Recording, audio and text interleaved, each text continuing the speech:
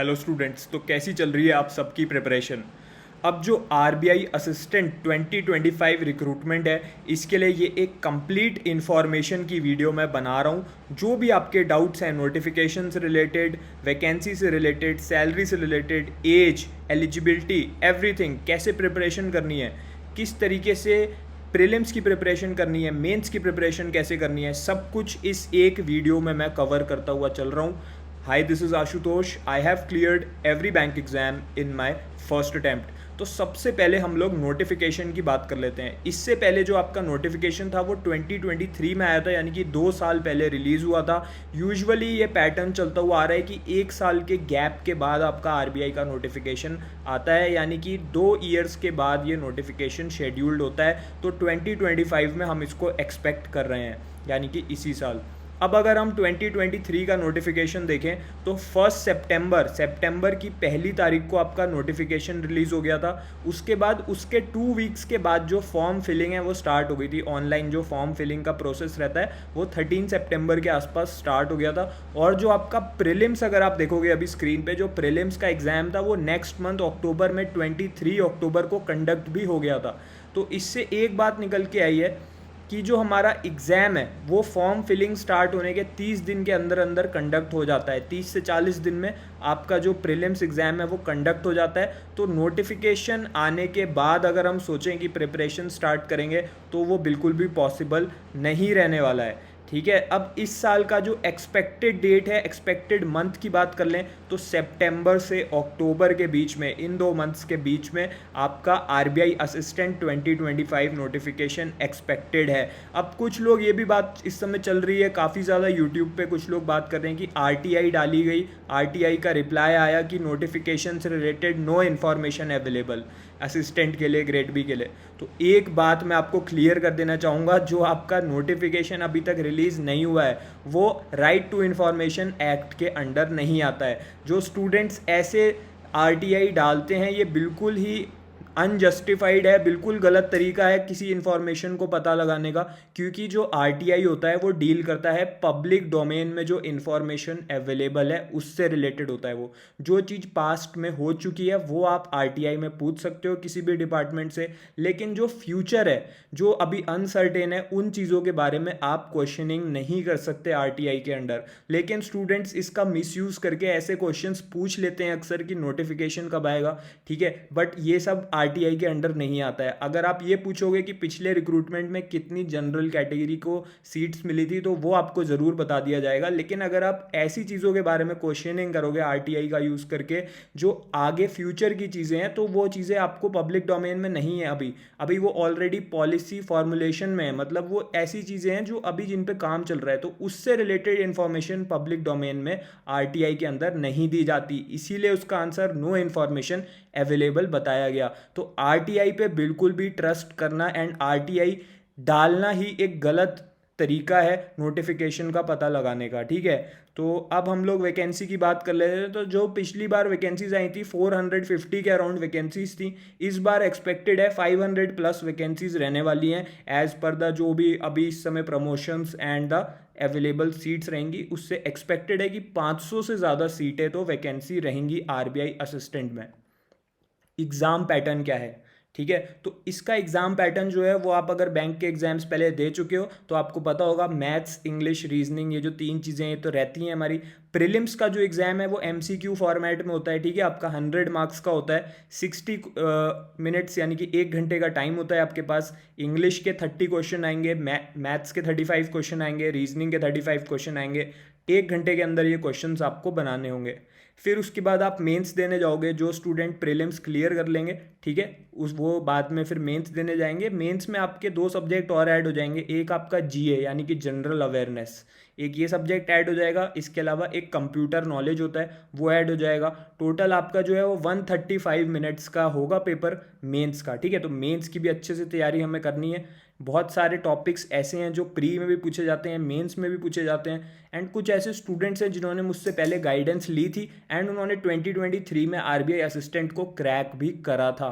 ठीक है, तो इसके बाद अब हम लोग इंटरव्यू की बात करें तो इसमें इंटरव्यू नहीं होता, ये बेस्ट बात है। इसीलिए एक अच्छी अपॉर्चुनिटी है। अगर आप बस एग्ज़ाम निकाल लो, रिटन एग्ज़ाम्स, आपका सिलेक्शन हो जाएगा। एक लैंग्वेज का टेस्ट होता है आपका कि जिस भी स्टेट के लिए आप अप्लाई करोगे, जिस रीजन के लिए अप्लाई करोगे, वहाँ की जो लोकल लैंग्वेज है उसका टेस्ट होगा, लेकिन कोई इंटरव्यू कंडक्ट नहीं होगा। जैसे आरबीआई ग्रेड बी में तो इंटरव्यू भी होता है, लेकिन इसमें कोई इंटरव्यू आपका नहीं होने वाला है।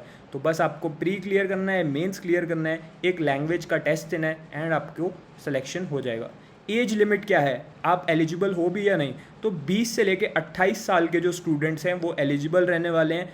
एज कब से काउंट होती है, कॉमन क्वेश्चन रहता है सबके माइंड में। तो जब आपका नोटिफिकेशन रिलीज़ होगा, लेट से सितंबर में आपका नोटिफिकेशन रिलीज़ होगा, तो 1 सितंबर की डेट से जो एज है वो काउंट करी जाएगी। ठीक है, जिस मंथ में नोटिफिकेशन रिलीज़ होगा उसी मंथ से first date of that month from then the age is going to be counted. अब कुछ इसमें रिलैक्सेशंस भी हैं। SC ST के लिए हैं 5 इयर्स तक एक्स्ट्रा रिलैक्सेशन है, OBC के लिए 3 इयर्स तक रिलैक्सेशन है, एंड जो पर्सन विद बेंचमार्क डिसेबिलिटी होते हैं उनके लिए 10 इयर्स है, जनरल के लिए 13 इयर्स है, OBC के लिए एंड 15 इयर्स है SC ST के लिए। तो ये रिलैक्सेशंस की हैं। अगर आप इनमें से किसी भी कैटेगरी को बिलोंग करते हो तो आप इसका स्क्रीनशॉट भी ले सकते हो। एंड अदरवाइज ऑल्सो अगर आपको इसमें से कुछ भी ऐसी इन्फॉर्मेशन लग रही है, जैसे एग्जाम पैटर्न की हमने बात करी, तो आप चाहो तो इसका स्क्रीनशॉट भी ले सकते हो ताकि बाद में आप इससे रिफ़र कर सको। क्वालिफिकेशन पे आ जाते हैं, कितने हमें परसेंटेज मार्क्स चाहिए। देखिए कोई भी ग्रेजुएट अप्लाई कर सकता है। अगर आपने BSc करी है तो आप अप्लाई कर सकते हो, BTech करा है तो अप्लाई कर सकते हो, B.Pharm करा है, किसी भी डोमेन में मेडिकल के स्टूडेंट्स भी अप्लाई कर सकते हैं, कॉमर्स ग्रेजुएट भी अप्लाई कर सकता है, BSc स्टूडेंट्स भी अप्लाई कर सकते हैं, इंजीनियरिंग स्टूडेंट्स भी अप्लाई कर सकते हैं, कोई भी ग्रेजुएट अप्लाई कर सकता है। मिनिमम इसमें कितने चाहिए, 50% मार्क्स होने चाहिए आपके। ठीक है, और अगर आप किसी कैटेगरी को बिलोंग करते हो जैसे कि SC ST या PWBD, तो फिर आपको सिर्फ पासिंग मार्क्स होने चाहिए, यानी कि आपके पास बस डिग्री होनी चाहिए, आप पास होने चाहिए उसमें। ठीक है, लेकिन ये कब तक है, आपको क्वालिफाइड ऑलरेडी होना पड़ेगा। फाइनल ईयर के स्टूडेंट इसको अप्लाई नहीं कर सकते। जिस मंथ में नोटिफिकेशन आएगा, लेट से सितंबर मंथ में इस साल नोटिफिकेशन आता है, तो तब तक आपके पास ये क्वालिफिकेशन होनी चाहिए। हाँ, आपके पास अगर डिग्री अभी आपको नहीं मिली है तो चल जाएगा, लेकिन आपके पास मार्कशीट होनी चाहिए अपने फाइनल एग्ज़ाम की। एक और इम्पॉर्टेंट बात जो नोटिफिकेशन में हाईलाइटेड रहती है हर साल, मतलब जब भी नोटिफिकेशन आता है 2 इयर्स में, कि 49.99% अगर आपके मार्क्स आए हैं ग्रेजुएशन में ओवरऑल, तो वो भी 50% से कम काउंट होगा। ठीक है, तो अगर कोई स्टूडेंट ये सोच रहा है कि मेरे 49.99 आए हैं, तो आप एलिजिबल नहीं रहने वाले हो। मिनिमम 50% आपके होने चाहिए ग्रेजुएशन में। ठीक है, तो सैलरी क्या रहने वाली है, इन हैंड जो सैलरी आपके पास आएगी वो 45,000 से 50,000 के बीच रहने वाली है। देखिए ये RBI असिस्टेंट बिल्कुल एंट्री लेवल जॉब है RBI में। ठीक है, तो एक एंट्री लेवल जॉब में ये सैलरी आपको मिलेगी इन RBI असिस्टेंट। इसके अलावा जो HRA होता है, हाउस रेंट अलाउंस, वो एक्स्ट्रा रहेगा। वो आपकी लोकेशन पे डिपेंड करेगा कि किधर आपको पोस्टिंग मिलती है, एंड वो अगर आप लेते हो तो वो आपको एक्स्ट्रा अमाउंट मिलेगा एवरी मंथ। ठीक है, तो सैलरी की भी बात हो गई। अब बात कर लेते हैं एग्ज़ाम को क्लियर कैसे करना है। तो एक बड़ी मिस्टेक है जो स्टूडेंट्स करते हैं, ठीक है, उसकी वजह से सिलेक्शन रुक जाता है। तो पहले उस पर बात करेंगे, उसके बाद बात करेंगे कि किस तरीके से हमें आज से अपनी प्रिपरेशन शुरू करनी है। तो वो वीडियो अब इसके बाद मैं आपको एक्सप्लेन करूँगा। अब मैक्सिमम जो स्टूडेंट्स हैं वो अपनी प्रिपरेशन के टाइम पे एक सिंगल मिस्टेक करते हैं कि वो लोग नोटिफिकेशन आने का वेट करते रहते हैं। उन्हें लगता है जब नोटिफिकेशन आ जाएगा उसके बाद हम अपनी प्रॉपर मैनर में प्रिपरेशन करेंगे एंड हमारा सिलेक्शन हो जाएगा। बट ऐसा नहीं होता। क्यों? क्योंकि नोटिफिकेशन आने के 30 डेज के बाद ही आपका प्रीलिम्स हो जाएगा and within 30 days you cannot prepare to clear RBI assistant exam. RBI assistant एक हाईली कॉम्पिटिटिव एग्जाम है एंड एक बहुत ही गोल्डन अपॉर्चुनिटी है सारे एस्पिरेंट्स के लिए। इस एग्ज़ाम को क्रैक करने के लिए क्या स्ट्रैटेजी आपको फॉलो करनी है, आज से आपको अपनी प्रिपरेशन स्टार्ट कर देनी है। जो सीरियस स्टूडेंट्स हैं वो ऑलरेडी अपनी प्रिपरेशन शुरू कर चुके हैं एंड वो डेली बेसिस पे एक प्रॉपर प्लान फॉलो कर रहे हैं। लास्ट ईयर बहुत से स्टूडेंट्स ने RBI असिस्टेंट में फाइनल सिलेक्शन लिया था मेरी बताई हुई स्ट्रैटेजी एंड सोर्सेज फॉलो करके। इसलिए इस वीडियो के थ्रू मैं आपको एक प्रॉपर स्ट्रैटेजी भी प्रोवाइड कर रहा हूँ। मैंने आपको नोटिफिकेशन का बता दिया है कि येस नोटिफिकेशन रिलीज होगा एंड आज से आपको एक प्रॉपर मैनर में जो स्ट्रैटेजी फॉलो करनी है, पूरा टाइम टेबल मैं आपको इस वीडियो के थ्रू प्रोवाइड कर रहा हूँ। सबसे पहले एक प्रॉपर ओवरव्यू ले लेते हैं कि कौन कौन से सब्जेक्ट्स आपसे एग्जाम में पूछे जाएंगे, ताकि अगर कोई ऐसा स्टूडेंट इस वीडियो को देख रहा है जो पहली बार RBI असिस्टेंट देने वाला है तो उसके एक प्रॉपर ब्रीफ आइडिया लग जाए। फर्स्ट इज योर मैथमेटिक्स, जिसको क्वांटिटेटिव एप्टीट्यूड भी कहते हैं। Second is your English language. Third is your reasoning ability और logical reasoning. And fourth will be your general awareness और GK, which includes current affairs, banking affairs, financial affairs, static affairs. All this is included in one subject which is GA general awareness. अब किस तरीके से आपको अपनी preparation करनी है, कौन कौन से सोर्सेज फॉलो करने हैं, कितना टाइम आपको डेली बेसिस पे आज से पढ़ना है। मैं आपको ये नहीं बोलूंगा कि आपको डेली 10 घंटे 12 घंटे पढ़ना है। आपको आज से सिर्फ 4 आवर्स, 4 to 5 आवर्स अगर आप पूरे फोकस के साथ, पूरे कंसंट्रेशन के साथ आज से अपनी प्रिपरेशन कर लोगे तो आपका सिलेक्शन इंश्योर्ड है, प्रोवाइडेड आप एक प्रॉपर स्ट्रैटेजी और प्रॉपर सोर्सेज को फॉलो करके अपनी प्रिपरेशन कर रहे हो। ठीक है, तो कौन से सोर्स से अपनी प्रिपरेशन करनी है। मुझे इस समय बहुत सी कंपनीज हैं जो पॉपुलर कंपनीज हैं, जिनके आप वीडियोस देखते हो, जिनके कोर्सेज के आपको ऐड आते हैं, वो मुझे मैसेज करके कह रही हैं कि सर आप हमारे कोर्सेज प्रमोट कर दीजिए, हम आपको उसके बदले में पेमेंट भी दे देंगे। लेकिन मैं किसी भी पेड प्रमोशन में बिलीव नहीं करता हूँ, इसलिए मैं कोई भी सोर्स ऐसा आपको नहीं बताना चाहता जो मैंने खुद अपने टाइम पे यूज़ ना कराओ या जो मुझे जेन्युइन ना लगे। इसलिए मैं आपको सिर्फ और सिर्फ जेन्युइन सोर्सेज बताता हूँ इस यूट्यूब चैनल के थ्रू। बेस्ट सोर्स क्या है, बिगिनर टू बैंकर कोर्स। इससे आपके RBI असिस्टेंट के प्रीलिम्स और मेंस दोनों की कंप्लीट तैयारी हो जाएगी। एंड इसके बाद आपको और कोई भी सोर्स फॉलो करने की जरूरत नहीं है। इसके बाद आपको कोई भी बुक परचेज करने की जरूरत नहीं है, कोई भी पेड बैच लेने की जरूरत नहीं है। Beginner to banker course is sufficient for clearing RBI assistant exam. इस कोर्स को अब कहाँ से लेना है, इस कोर्स का जो लिंक है मैं इस वीडियो के डिस्क्रिप्शन एंड कमेंट सेक्शन में दे दूंगा आपकी हेल्प के लिए। आप उस लिंक के थ्रू जाके उस कोर्स को ले लीजिएगा। ऑलरेडी लास्ट ईयर बहुत से स्टूडेंट्स ने इस कोर्स को फॉलो करके RBI असिस्टेंट में सिलेक्शन भी लिया था। अब हम लोग बात करेंगे कि क्या स्ट्रैटेजी आज से आपको फॉलो करनी है। सबसे पहले हम लोग स्टार्ट कर रहे हैं मैथमेटिक्स से, क्योंकि मैक्सिमम स्टूडेंट्स कहते हैं सर मेरी मैथ्स वीक है, मेरी क्वांट वीक है, मुझे अर्थमेटिक नहीं समझ में आता, तो किस तरीके से प्रिपरेशन करूँ, क्या मैं इसको एग्जाम को क्रैक कर सकता हूँ, किसी भी कॉम्पिटेटिव एग्जाम को। डेफिनेटली आप कर सकते हो। क्या स्ट्रैटेजी आपको फॉलो करनी है, आज से आपको बिगिनर टू बैंकर कोर्स के अंदर से डेली एक क्लास अटेंड करनी है। उसमें वो आपको बिल्कुल बेसिक लेवल से पढ़ाएंगे, बिल्कुल जीरो लेवल से वो आपको सिखाएंगे सारे कॉन्सेप्ट्स। डेली एक क्लास आप अटेंड कीजिए वहाँ से। इसमें रिकॉर्डेड लेक्चर्स होते हैं, हिंदी और इंग्लिश के कंबाइंड लैंग्वेज में होते हैं। तो आपको क्या करना है, डेली एक क्लास अटेंड करनी है आज से मैथमेटिक्स में। उससे क्या होगा, आपका बेस स्ट्रांग होगा, आपका फाउंडेशनल लेवल स्ट्रांग होगा। एंड धीरे धीरे जैसे वो आपको एडवांस लेवल तक लेके जाएंगे उनके एक्सपर्ट टीचर, आपका जो लेवल है वो भी बढ़ जाएगा। सेकेंड थिंग आपको क्या करनी है, इसी कोर्स के अंदर बेसिक क्वांट नाम से एक ई बुक है। उस ई बुक को खोल के आपको डेली उसमें से 10 क्वेश्चन प्रैक्टिस करने हैं। जो आपके आंसर्स आएंगे, ठीक है, उनको आप मैच कीजिए। उसी बुक के अंदर सारे सॉल्व्ड आंसर्स भी दे रखे हैं। It is a digital book, वो ई बुक है, वो इजीली आपके मोबाइल फ़ोन में ओपन हो जाएगी, लैपटॉप में भी ओपन हो जाएगी।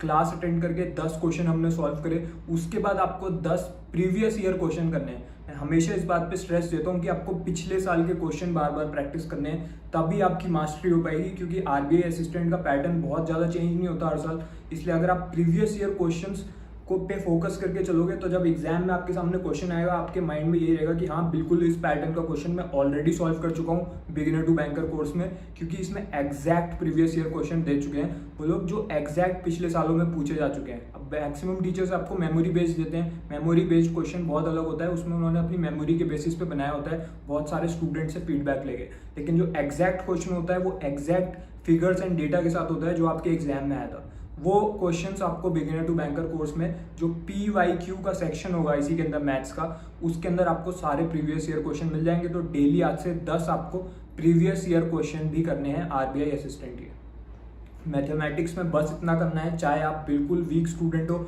आपने अगर इतना आज से कर लिया, आपकी मैथ्स बहुत ही ज़्यादा स्ट्रांग हो जाएगी एंड आप एग्जाम में सारे क्वेश्चंस बना लोगे। ठीक है, और इसी कोर्स के अंदर जो टीचर्स आपको क्लासेस अटेंड करा रहे हैं उसमें वो आपको शॉर्ट ट्रिक्स भी सिखाएंगे कि कैसे किसी भी क्वेश्चन को आप 10 से 15 सेकंड में सॉल्व कर लो, क्योंकि सारा गेम इसमें स्पीड का होने वाला है। ठीक है, 1 आवर के अंदर आपको 100 क्वेश्चंस करने होंगे अपने प्रीलिम्स में, तो it is all a game of speed. कितनी जल्दी आप क्वेश्चन को रीड करके पढ़ के उसको माइंड में और पेपर पर सॉल्व करके करेक्ट आंसर मार्क कर लेते हो, तभी आप बाकी कॉम्पिटिशन को पीछे छोड़ पाओगे। ठीक है, तो आपको बिल्कुल भी स्ट्रेस नहीं लेना है, आज से आपको ये स्ट्रैटेजी फॉलो करनी है। एक बार आपकी मैथ स्ट्रांग हो गई, उसके बाद आप रीजनिंग पे आइए, फिर आप रीजनिंग की क्लासेस इसमें से अटेंड कीजिए। अगर कोई स्टूडेंट ऐसा है जिसकी मैथ्स ऑलरेडी स्ट्रांग है, ठीक है, तो आप ये कर रहे हो, इसके साथ आप रीजनिंग की भी तैयारी करो। यूट्यूब को मैं ज़्यादा टाइम देने को नहीं बोलूँगा, क्योंकि यूट्यूब पे बहुत सारे स्टूडेंट्स बहुत ज़्यादा टाइम वेस्ट करते हैं, वो लोग घंटों तक क्लासेस अटेंड करते रहते हैं। आपको ऐसा नहीं करना है, ठीक है। आप मैक्सिमम आप 30 to 40 मिनट्स दीजिए। अगर आपको कोई टीचर पसंद भी है यूट्यूब पे तो आधे घंटे तक आप उसकी क्लास देखिए। उसके बाद आप वापस इस कोर्स को ओपन करके इसके अंदर से आप शॉर्ट ट्रिक्स की एक वीडियो देखिए रीजनिंग की, ठीक है। उसके बाद आप इसी कोर्स के अंदर जो toppers E book for reasoning है उसमें से 10 क्वेश्चन आपको डेली बेसिस पे करने हैं। ये आपका टारगेट है कि डेली मुझे 10 question toppers E book for reasoning जो है इस कोर्स के अंदर उसके अंदर से करने हैं, क्योंकि उससे आपका बेस बनेगा। जब आप उससे अपने आंसर्स मैच करोगे तब आपका बेस बनेगा। एंड उसके बाद इसी बुक के अंदर जो एग्जाम लेवल क्वेश्चंस है, एटलीस्ट 5 एग्जाम लेवल क्वेश्चंस आपको डेली बेसिस पे करने हैं। अगर आपके पास पेन और पेपर नहीं है तो उसको उठाओ और अभी अभी जो मैं आपको बता रहा हूँ, जो मैं आपको टास्क बता रहा हूँ, नोट करो, क्योंकि आज से आपको ये करना है अगर आप सीरियस हो सिलेक्शन को लेके, ठीक है। रीजनिंग में आपको ये करना है। इसी के साथ इसी कोर्स के अंदर जो प्रीवियस ईयर क्वेश्चंस हैं रीजनिंग के, उसके अंदर से आपको previous year question daily 10 solve करने हैं। 10 मिक्स्ड क्वेश्चंस, ऐसा नहीं है कि सिर्फ एक ही टॉपिक के 10 क्वेश्चन आपने कर लिए। That is not the way, क्योंकि एग्जाम में आपके मिक्स्ड क्वेश्चंस आएंगे तो किसी भी एक टॉपिक में बहुत अच्छा होना बहुत बड़ी बात नहीं है। आपको सारे टॉपिक्स में मास्टरी करनी है, इसलिए आप 10 मिक्स्ड क्वेश्चन सॉल्व करोगे, अपने आंसर्स इसमें से मैच करोगे। जो भी आपके माइंड में डाउट्स हैं कि इस क्वेश्चन को और छोटा कैसे कर सकते थे, और ज़्यादा फास्ट कैसे कर सकते थे, या किसी कोई क्वेश्चन आपका बन नहीं रहा है तो उसको कैसे करें, क्या स्ट्रैटेजी फॉलो करें कि जल्दी ज़्यादा से ज़्यादा क्वेश्चंस बने, तो इसी कोर्स के अंदर जो एक्सपर्ट हेल्पलाइन फीचर है उसका आप मैक्सिमम बेनिफिट लीजिए। उस फीचर के थ्रू आप क्या कर सकते हो, आप एक्सपर्ट को कॉन्टैक्ट कर सकते हो, एक एक्सपर्ट टीचर जो आपको गाइड कर देगा कि इस क्वेश्चन को कैसे करना है, आपके सारे डाउट्स क्लियर कर देगा with in the same day. मतलब आपके माइंड में कोई भी doubt next day carry forward नहीं होना चाहिए, ठीक है। जब मैं अपनी प्रिपरेशन कर रहा था मैं भी अपने सारे डाउट्स एक्सपर्ट से कांटेक्ट करके क्लियर करता रहता था, क्योंकि उससे क्या होता है आपके माइंड में क्लैरिटी रहती है अपनी प्रिपरेशन को लेके।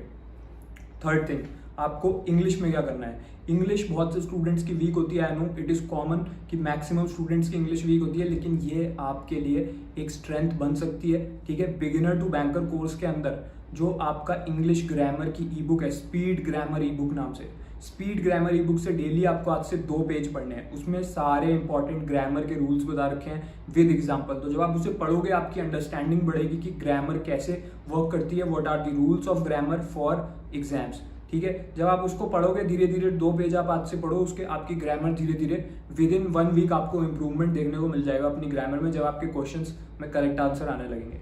उसके बाद रीडिंग कॉम्प्रिहेंशन और क्लोज टेस्ट, इन दोनों को बिल्कुल भी इग्नोर नहीं करना है। मैंने एक सिंगल वीडियो में 3 आवर की वीडियो में मैंने पूरी क्लास ले ली है, इंग्लिश के जितने भी कॉन्सेप्ट हैं वो सब मैंने पढ़ा दिए हैं। तो आपको कोई और पेड बैच लेने की जरूरत नहीं है। उसमें जाके आप डेली एक लेसन भी देखोगे, 3 घंटे की क्लास के अंदर डेली का एक लेसन, उसके अंदर का सब लेसन जो है एक टॉपिक उठा के देखो। एंड उसके बाद इसी कोर्स को खोल के, जो बिगिनर टू बैंकर कोर्स है, इसमें से प्रीवियस ईयर क्वेश्चन सॉल्व करो, RBI लेवल के इंग्लिश के 10 क्वेश्चन डेली, अपने आंसर्स मैच करो।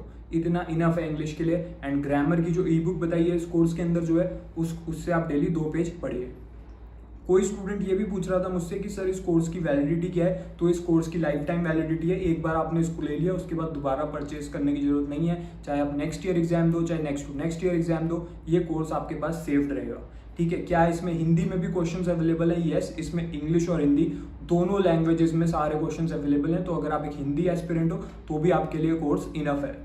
जनरल अवेयरनेस के लिए क्या करना है? जनरल अवेयरनेस के लिए इस कोर्स के अंदर जो GA की ई बुक दे रखी है उसमें एक सिंगल ई बुक में आपको पूरे सारे क्वेश्चंस बता दिए हैं जो बार बार बैंक के एग्जाम्स में रिपीट हो रहे हैं। तो वो क्वेश्चन आपको जरूर करके जाने हैं, क्योंकि उसमें से बहुत सारे क्वेश्चन आपके एग्जाम में फंसने वाले हैं। जब मैं एग्जाम देने गया था मेरे 12 क्वेश्चन उस बुक में से रिपीट हो गए थे इन वन फॉर्म और दी अदर, ठीक है। थोड़ा सा ट्विस्ट करके एग्जाम में पूछ लेंगे but question remains the same.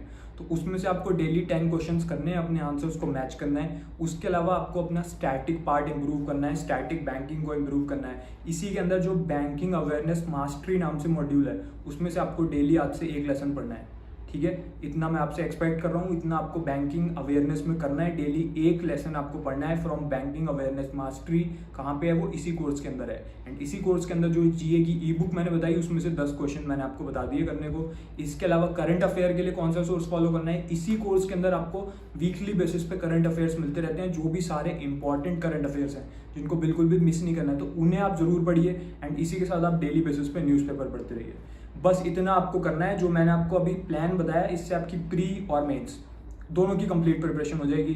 Now your it's all in your hands कि आप कितनी जल्दी अपनी प्रिपरेशन स्टार्ट करते हो। जो सीरियस स्टूडेंट्स हैं वो मेरी गाइडेंस के अंडर जो ही मैंने आपको स्ट्रैटेजी बताई वो उन्होंने मुझे मैसेज करके सेम स्ट्रैटेजी मैं उनको पहले शेयर कर चुका हूँ एंड वो ऑलरेडी ये कोर्स एंड ये स्ट्रैटेजी स्टार्ट कर चुके हैं। So you are already behind.